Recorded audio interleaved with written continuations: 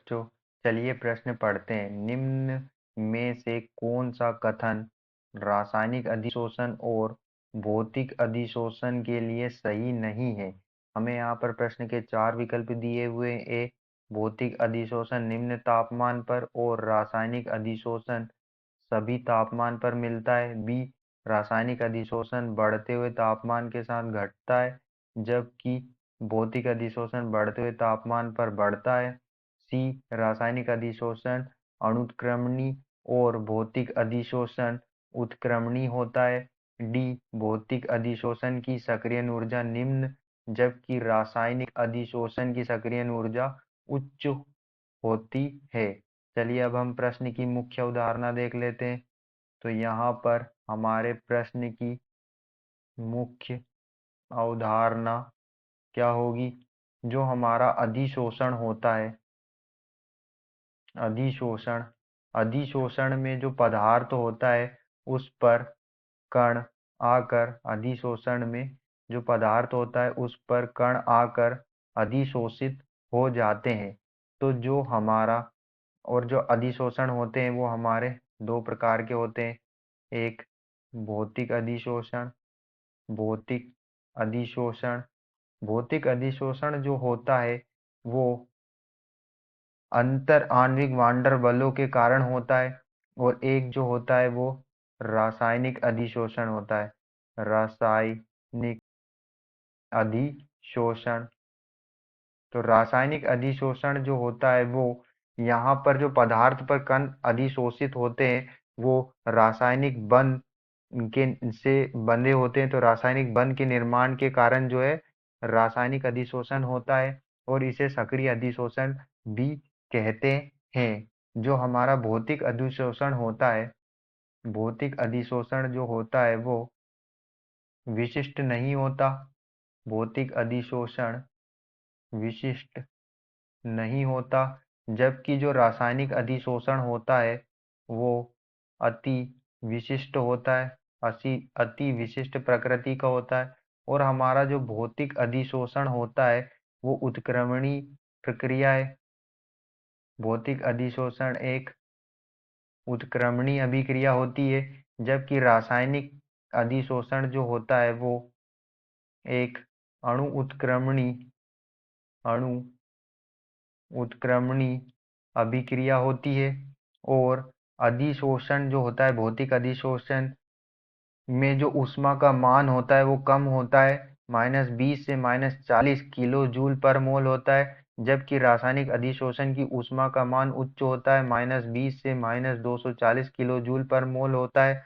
और यहाँ पर जो हमारा भौतिक अधिशोषण होता है इसमें जो सक्रियण ऊर्जा होती है, सक्रियण ऊर्जा सक्रियण ऊर्जा जो होती है वो क्या होती है?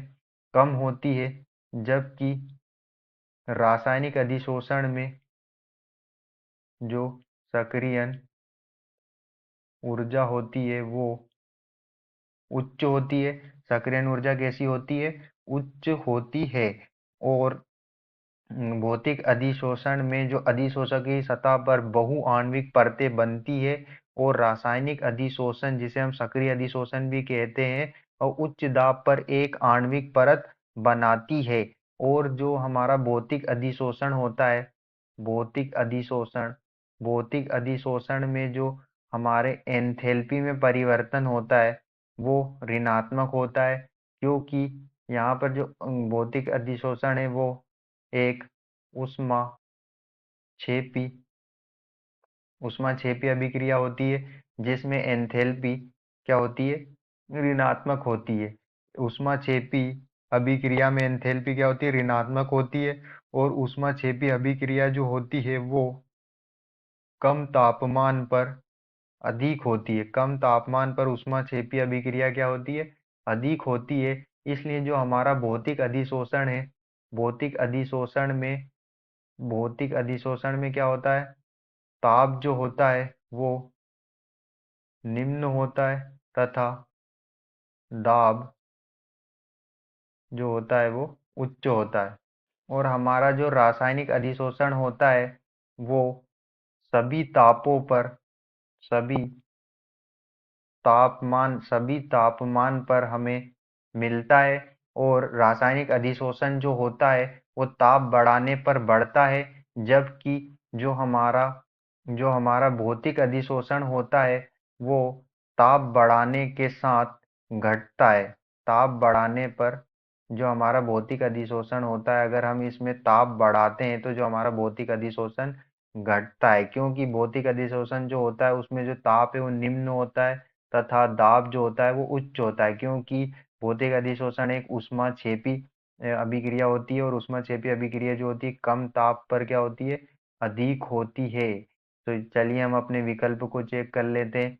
हमें यहाँ विकल्प ए में दिया है भौतिक अधिशोषण निम्न ताप पर और रासायनिक अधिशोषण सभी ताप पर मिलता है, तो यह एक सही कथन है।